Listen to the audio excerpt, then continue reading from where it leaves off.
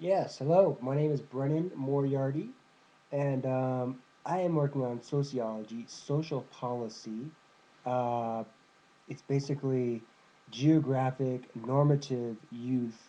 Um, it's really kind of a cognitive dissonance situation. The new world, the newest world, divided by the Great Divide, the continental divide, the Rocky Mountains, really. So you have Westerners, people like myself, Westerner, American, German, and Irish as me, um, living who grew up west of the Rockies, and then you have, and like me, you could add a basically, this is a genetic normative thing, uh, left-handed. Okay, uh, just left-handed. That's Kurt Cobain, Jimi Hendrix. These guys, they have horrible lives, and I've seen this as a child, and as a youth. All through my life, I saw this. That basically these people are just out to lunch. They're just not where they should be. They're not driving on the left side of the road. It's not. It's it's it's a hideous thing. And then I call this left on left.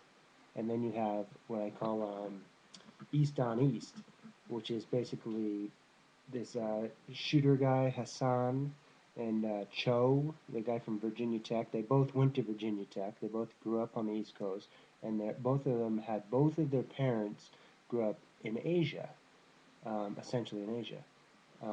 These are facts, okay, pure facts. The fact is that we've had a lot of left-handed presidents of the United States, and none of them have come from West America. Uh, Nixon and GW did grow up in West America, California and West Texas to be exact, and they are not left-handed. Okay, the left-handed presidents are all from East America. Um, Bill Clinton is about as far west as you go, and he was like this middle guy, and he was going for it, right?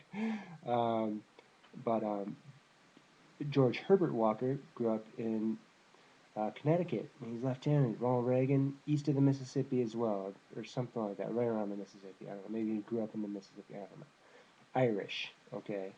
Uh, uh, Clinton and Reagan, in fact. And these are facts, okay? These are pure facts. You're not going to find, oh, I'm left-handed on Wikipedia. You have to have witnessed this or have heard someone tell you factually that, oh yeah, this happened. And going back in history, it's not too much bother because the interstate highway system has only been around for a while. The transcontinental railroad has only been around for 150 years, and well, the interstate's been around for since about as long as the jet has. So the Continental Divide was no one even bothered not too long ago. It's not like sailing to Boston or to what's that? It's not like the East Coast in Europe or the West Coast in Asia.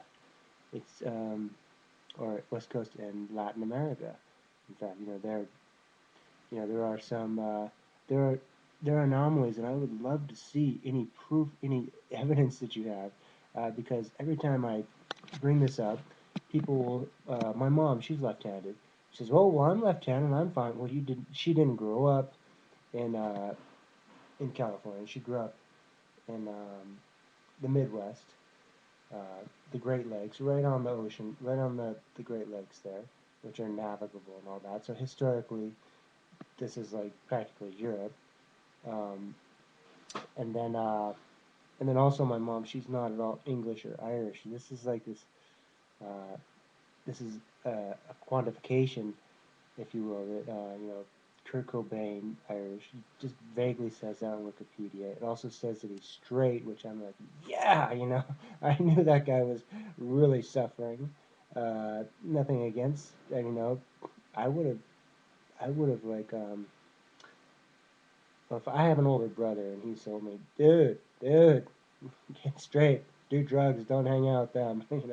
That's that's the gift of the older brother. The younger sister, well, like Kurt Cobain's younger sister, probably didn't give a rat's ass. I took care of her. I made sure she went to college. I just she's like smart and all that,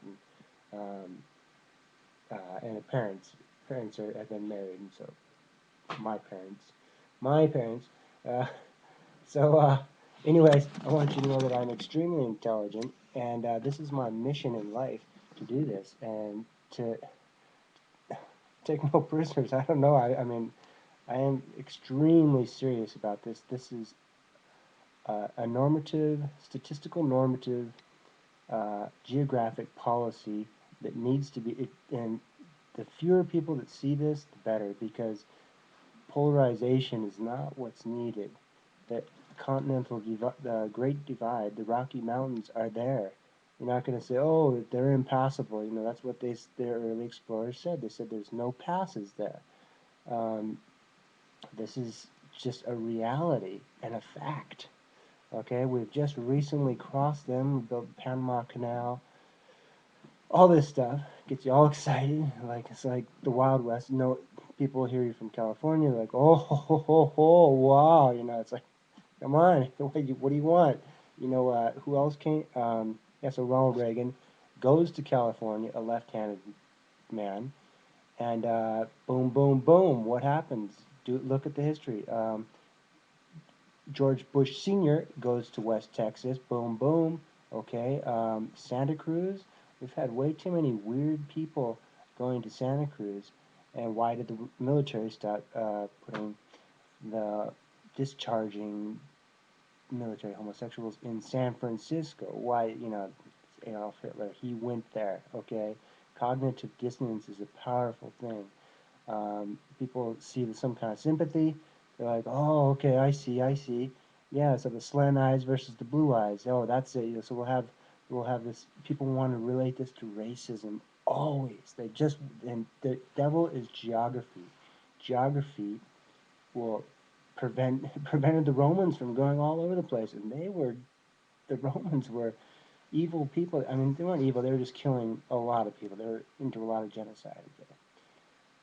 And I'm all hypered out now because I'm on TV. But absolutely, yeah. I filed my teeth because I chipped them. Sad, huh? So absolutely magnificent, baby.